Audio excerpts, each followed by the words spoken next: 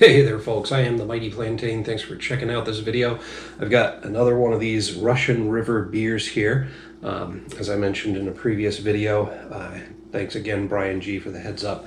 I got a notification on Facebook shared from Meridians in Fairfield, Maine, basically a share because I don't always see their stuff come up on my news feed, but basically saying that they had the Russian River beers down there, including Pliny the Elder, which is one that gets a lot of hype and everybody tells me I should check out.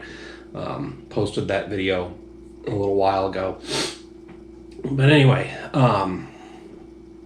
little segue here beyond that one. I was getting ready to post that Pliny the Elder video, and I looked up Russian River just to get some general information for my tag cloud. And I see that they originally started at the Korbel Champagne, not winery, whatever the hell they call it.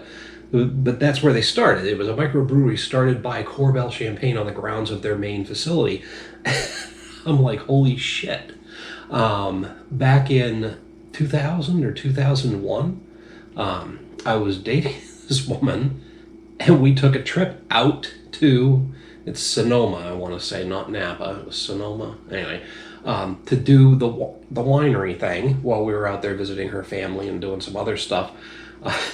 And I remember going to the Korbel place and hitting up this, we were sitting there doing the wine tasting. They're pouring the stuff out.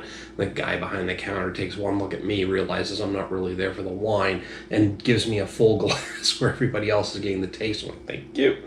And, a couple of tastings in, so my pipes in said, hey, we've got a microbrewery over across the way. I'm like, oh, okay, awesome. Hey, are you all set while I go check that out? You can drink all the fucking wine you want. I'm going to go have a beer. Well, we, parted ways for a little while. She came over and joined me when she was done doing her thing. But yeah, it was one of my first microbrewery experiences, including a flight of beers. Also, the first time I ever had a barley wine was at that place. And I realized as I was looking it up, it was Russian River. So this brewery that gets all the attention for one of their IPAs was probably one of the first places I ever had an IPA. So just a little weird round circle kind of thing. Anyway, I felt I had to share it because it surprised the hell out of me. I was like, holy shit, I've been here before. I don't know what they were doing back in 2000, 2001 when I was there, but they definitely at least had an IPA on hand. I don't believe it was Pliny. It was another IPA, and I brought a 6-pack of that home with me, and they had at least a barley wine and one darker beer and maybe like a middle-of-the-road flagship beer, because there were at least 4 in the flight. There might have been 6. Anyway, enough about that. We are looking today at Intinction. I think I'm pronouncing that correctly. Looks like a scythe on there. It's a Pilsner aged in Sauvignon Blanc barrels with Sauvignon Blanc grapes. So they aged it in the barrels with the grapes. Now, and this barrel aged 8 to 10 months. Nice. A lot of beers aged with wine and in wine barrels are actually pretty decent. So I'm kind of excited about this. It was bottled on August 18th of 21, so it's had a little while to mature in the bottle as well. 12.68 ounces or 375 milliliters. So they're basically going with a metric. I assume it's the 375 that they're shooting for, the size that's not 12.68 ounces. 8.25% ABV. All right. Intinction is a Pilsner aged in Sauvignon Blanc barrels with Brettanomyces, nice, and fresh Sauvignon Blanc grapes. The finished beer is refreshingly balanced with delicate notes of tart lemon and a slight earthiness from the Brett.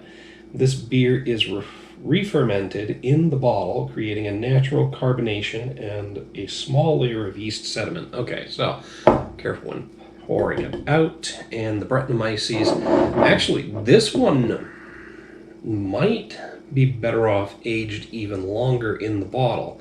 The Bretts tend to develop some other distinct flavors over time. mostly familiar with those being done with a hoppier beer, but there's no reason. I mean, those flavor notes come from the yeast, so it's not necessarily needing the hops, but I typically see them done with the hoppy beers, like Stone's Enjoy After series. And I'm realizing that if this is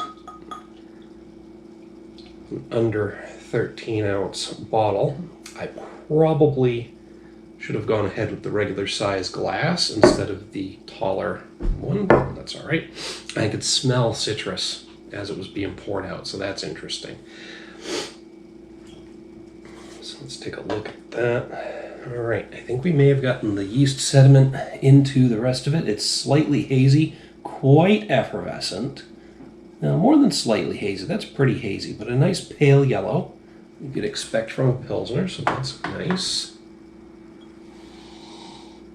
There's that earthiness that they're talking about, but I'm getting a lot of citrus, like distinctly lemon citrus. So that's holding true. I mean, I'm mostly keyed toward citrus and pine anyway, but this isn't necessarily going to be a hoppy beer, so the lemon I'm getting is probably lemon, not hoppy lemon. There's a bit of dankness to it too, and that's probably from the Brettanomyces as well. That type of secondary yeast fermentation tends to have a more, earthy and dank, I guess natural aroma. I don't know what I'm trying to say there. It was like freshly turned dirt.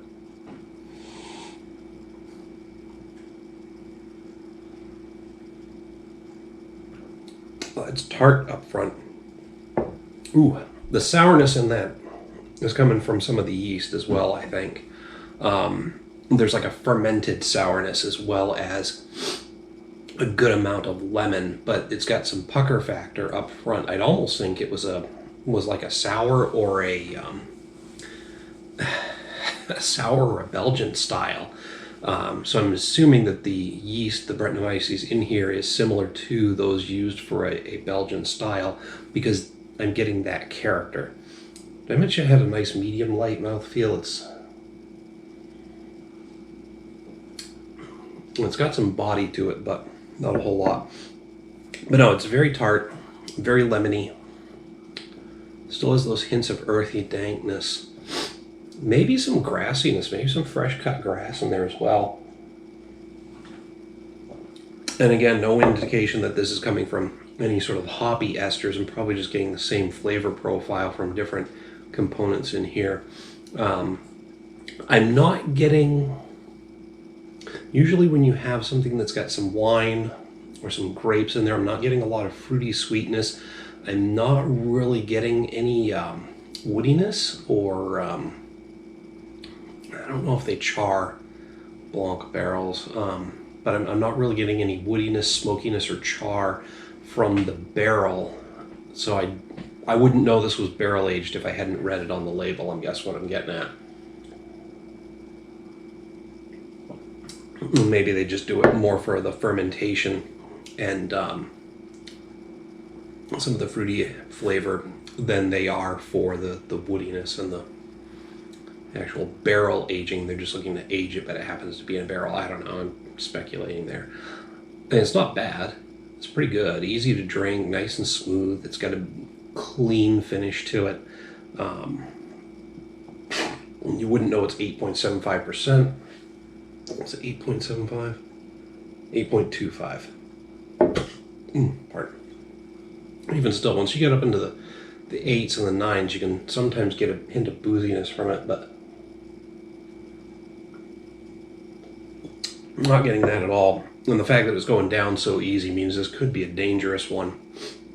You could drink it too fast, but given the price point and the difficulty of finding it around here, you're probably not going to be sitting down with a 6-pack of these. So, I mean, it's got some complexity to it. The flavor is definitely there. I'm impressed by the fact that I've got a sour that isn't specifically a sour. I have a feeling that, again, a lot of that comes down to the yeast and whatever else they put in there with it. Maybe part of the barrel aging process with the grapes actually gives it some of that sour character as well. But like I said, I'm just kind of impressed by the fact that it's that sour without specifically being deemed a sour. Because even some of the Belgians that are deemed a sour don't have this kind of tartness to them. It's good. I'm impressed by a couple of things about it. I got nothing bad to say about it. Not quite ready to push it up there to like a full-on wow category beer, but I'm giving it a solid 4 out of 5. Yeah. Now, I've had similar beers. It's getting some extra points, like I said, for the unexpected sourness. And there's probably a lot more technicality involved in the brewing of this beer that I am not aware of, but it sounds fairly complex. But it's good, and I'm not picking up. Well, I am picking up on some stuff that I usually get from a sour beer, but I'm not getting anything more complex than what I've described. So anyway, it's solid 4 out of 5. It's good. If you get a chance, you should check it out. If you do, hit me up down below in comments and the email link down there. I want to hear what you have to say about this beer. While you're down there, don't forget to like and share the video. Make sure to subscribe to the channel. Until next time, folks, thanks for tuning in, listening to my little trip down memory lane, and cheers.